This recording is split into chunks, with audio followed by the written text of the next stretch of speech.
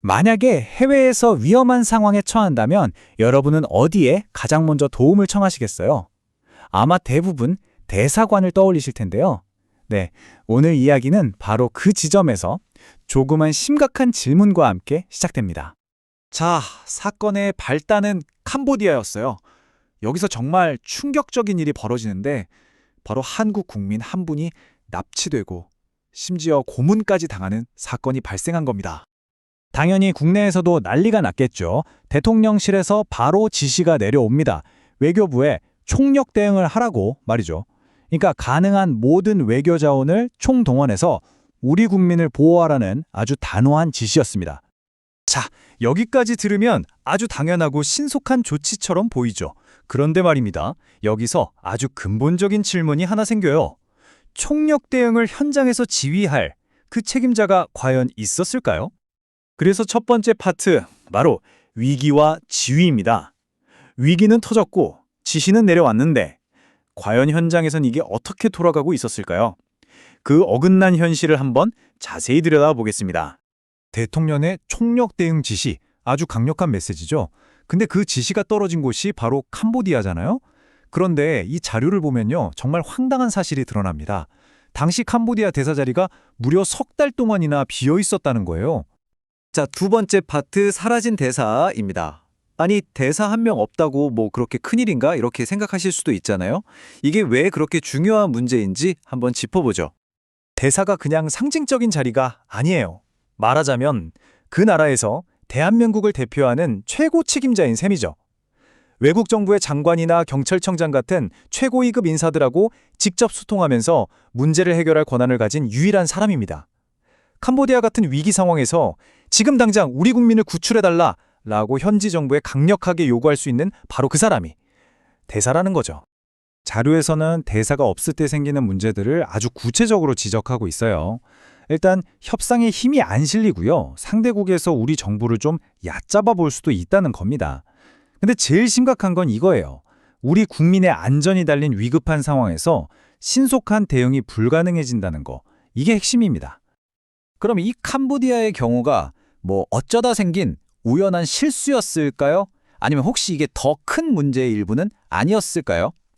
자료가 보여주는 패턴을 따라가 보면 꽤 놀라운 사실과 마주하게 됩니다. 세 번째 파트입니다. 광범위한 외교 공백. 이제 캄보디아 한 곳의 문제가 아니에요.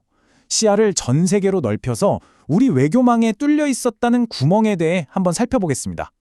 자료가 주장하는 숫자는 정말 충격적입니다. 30여 곳, 30곳이 넘는 재외공관에 대사 자리가 비어 있었다는 거예요. 전 세계에 나가 있는 대한민국의 얼굴이자 사령관인데 그 자리가 이렇게나 많이 공석이었다는 주장입니다. 아니, 어떻게 이런 일이 가능했을까요? 자료에 따르면 새 정부가 들어서면서 이전 정부에서 임명했던 대사들을 한꺼번에 국내로 불러들였다고 해요. 그런데 문제는 후임자를 바로 임명하지 않고 이 자리들을 아주 오랫동안 비워뒀다는 겁니다. 이게 그냥 몇몇 작은 나라들만의 얘기가 아니었다는 게 더 큰 문제입니다. 자료가 지적하는 걸 보면 미국, 중국, 일본, 러시아, 이른바 4강 대사 자리까지도 장기간 공석 상태였다는 주장이 나오는 거죠. 외교의 최전선이 텅 비어 있었다는 얘기입니다. 자, 네 번째 파트, 충성도에 대한 의문입니다. 도대체 왜 이렇게 중요한 자리들을 오랫동안 비워뒀던 걸까요? 자료는 그 원인을 다른 곳이 아닌 정치에서 찾고 있습니다. 이걸 그냥 통상적인 인사교체로 보지 않는 거죠. 자료에 인용된 말을 보면 좀 더 명확해져요. 이건 거의 숙천에 가까웠다. 이전 정부가 조금이라도 관련이 있으면 전부 다 잘려나갔다. 그러니 이게 외교의 연속성보다는 지난 정부 사람 쳐내기가 더 우선시됐다는 비판입니다. 그리고 나중에 빈자리를 채우는 과정에서도 비판의 목소리가 나왔다고 해요. 예를 들면 외교 경험이 전혀 없는 인사가 UN 대사로 임명된 사례가 거론되는데요. 복잡한 국제 정세를 다뤄야 할 자리에 전문성보다는 다른 코드가 작용한 것 아니냐, 이런 의혹이 제기된 거죠. 자, 마지막 다섯 번째 파트입니다. 말로만 하는 외교? 이 모든 상황들이 결국 우리 외교에 어떤 결과를 가져왔을까요? 자료가 내리는 결론은 솔직히 좀 뼈아픕니다. 결국 이게 다 실질적인 행동은 없이 말로만 하는 언론 플레이용 외교로 이어진다는 거예요. 국제사회에서 대한민국의 입지는 좁아지고 위기 상황을 지휘해야 할 외교 컨트롤 타워는 힘을 잃고 그 피해는 고스란히 해외에 있는 우리 국민들에게 돌아갈 수 있다는 아주 심각한 경고입니다. 자료의 관점에서 보면 이 상황은 결국 국민들에게 이런 메시지를 던지는 것과 같다는 거죠. 이제부터 해외에선 각자 도생의 시대다. 정말 섬뜩한 경고가 아닐 수 없습니다.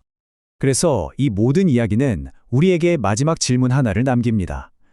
한 나라의 외교가 이렇게 흔들릴 때 우리가 눈에 보이지 않게 치러야 하는 진짜 대가는 과연 무엇일까요? 영상에 공감이 가시면 구독과 좋아요 부탁드립니다.